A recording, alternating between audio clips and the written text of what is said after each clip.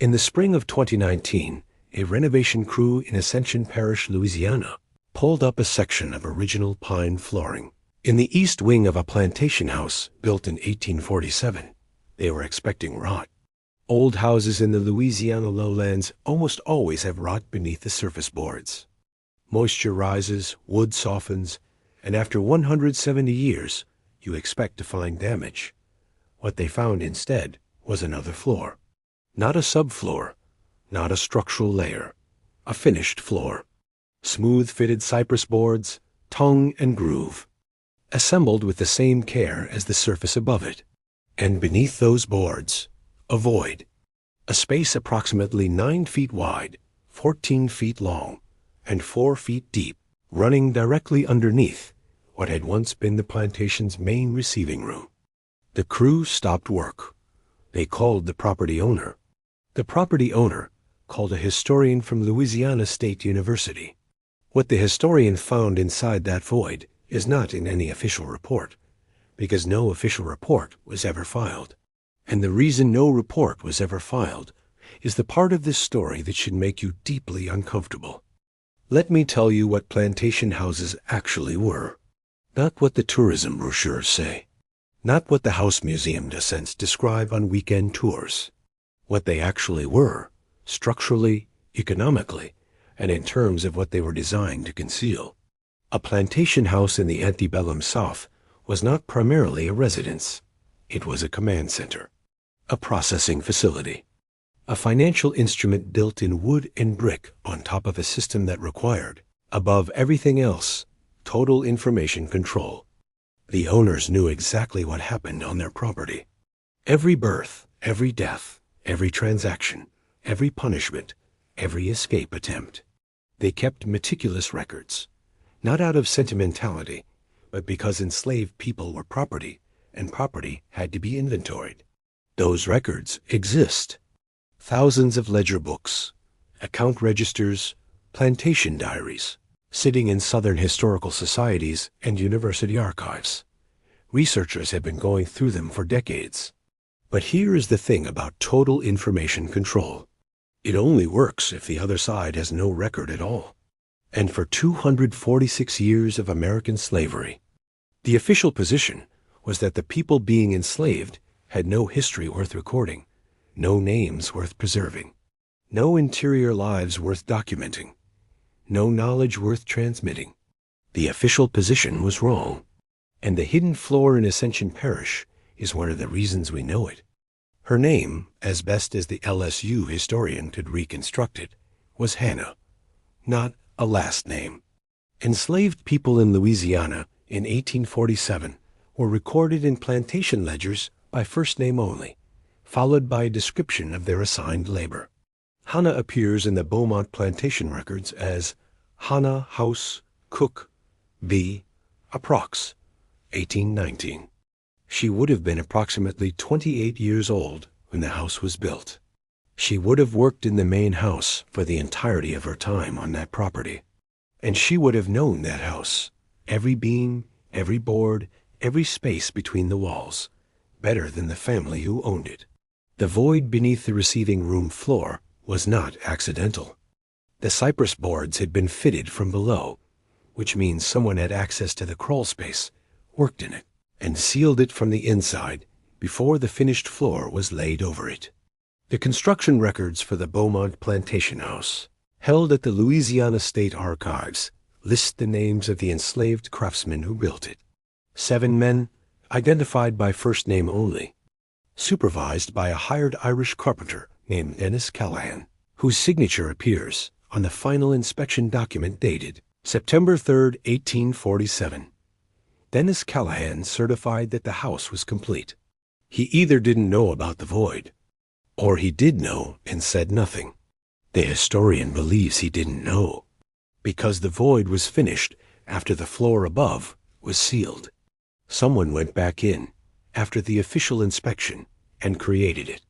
Inside the void, the renovation crew found 4 things.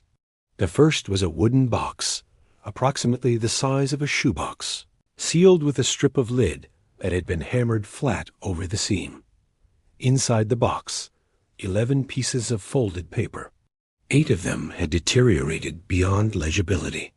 3 had survived, protected by the lead seal, in a condition that allowed partial reading.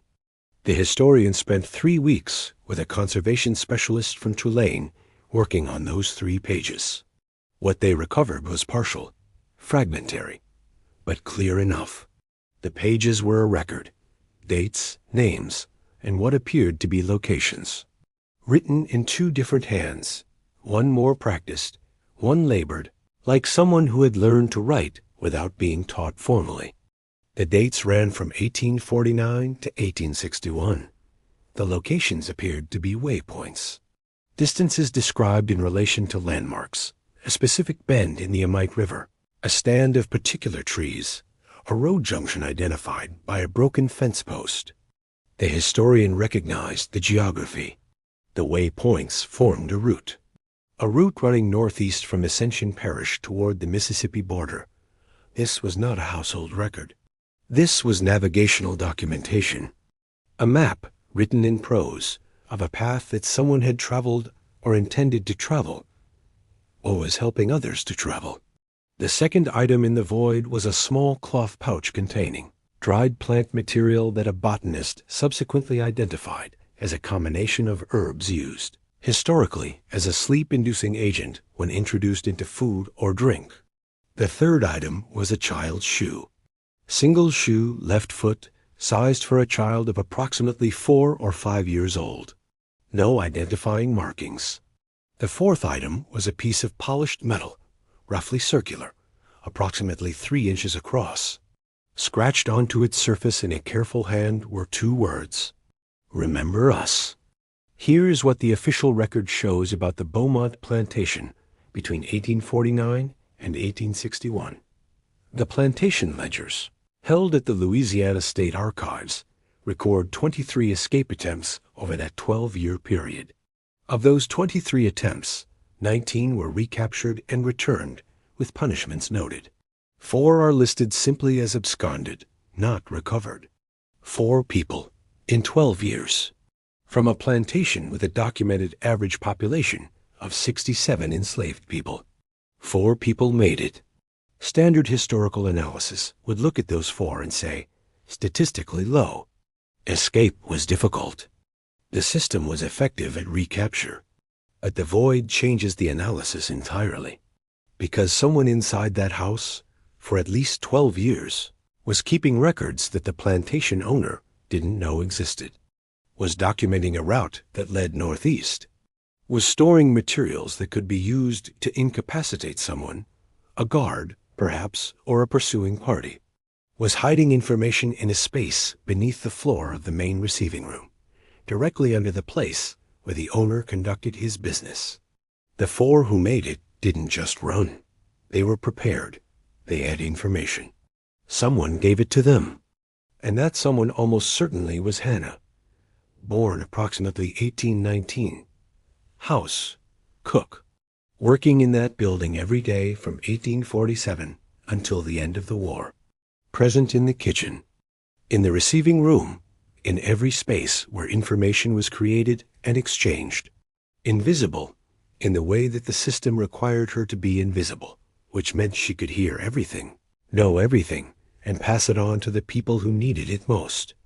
The plantation ledger's final entry for Hannah is dated April 9, 1865, the same day. Lee surrendered at Appomattox.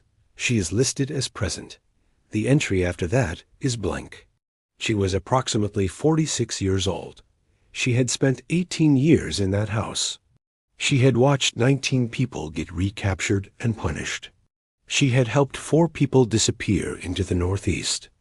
She had kept a record of all of it, sealed and laid, hidden under the floor of the room where her enslaver conducted business. And then, on the day the war ended, she walked away. Where she went, whether she found family, whether she survived Reconstruction, whether she lived long enough to see the 20th century, is not in any record that has been located. She left behind a void under the floor, emptied of everything except what the renovation crew found 154 years later. The historian filed a preliminary note with the Louisiana Division of Historic Preservation in 2019. The note was acknowledged. No follow-up investigation was initiated. The property owner, who had purchased the plantation house as a private residence with no plans for public use, declined to allow further examination of the space. The 3 legible pages were photographed. Those photographs exist. The historian has them. The wooden box and its contents were retained by the property owner under Louisiana property law, which grants ownership of objects found within a private structure to the owner of the structure. The polished metal disc with the scratched inscription is sitting in a private home in Ascension Parish. Remember us. Anna was not unusual. She was one of hundreds of thousands of enslaved people who maintained parallel information systems, oral histories, hidden documents, navigational knowledge, medicinal knowledge, entirely outside the awareness of the people who claimed to own them. Those systems worked because they were invisible. They were invisible because the people who ran the plantation economy had decided, as a matter of policy and law and cultural assumption, that the people they enslaved were not capable of the kind of sophisticated, organized, long-term thinking that those systems required.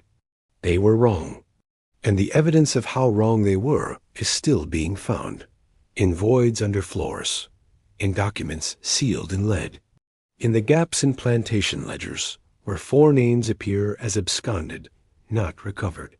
The Federal Writers Project, between 1936 and 1940, interviewed formerly enslaved Americans who are still alive, men and women born into slavery, some as early as the 1840s, who were in their 90s and hundreds when the government writers knocked on their doors. Those 2,300 narratives are in the Library of Congress. They describe, in first-hand detail, exactly the kind of networks, systems, and hidden knowledge that the Ascension Parish Void represents. The project was defunded in 1939. The narratives sat largely unexamined for decades. He lost Americans with first-hand memory of what slavery actually felt like from the inside, not as a historical institution, but as a daily reality of resistance and survival, and hidden knowledge are gone. But the documents remain. The void under the floor in Ascension Parish remains. The 3 pages of handwritten waypoints remain. And somewhere in Louisiana, in a private home, a piece of polished metal sits in a drawer or on a shelf or in a box that no one opens. 2 words scratched by a careful hand. Remember us. She asked us to. The only question left is whether we're willing to. The Federal Writers Project slave narratives are available at the Library of Congress, American Memory Collection, under Born in Slavery.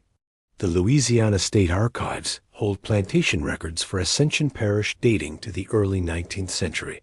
The history is there. It has always been there. The decision to look and to say what we find has always been ours.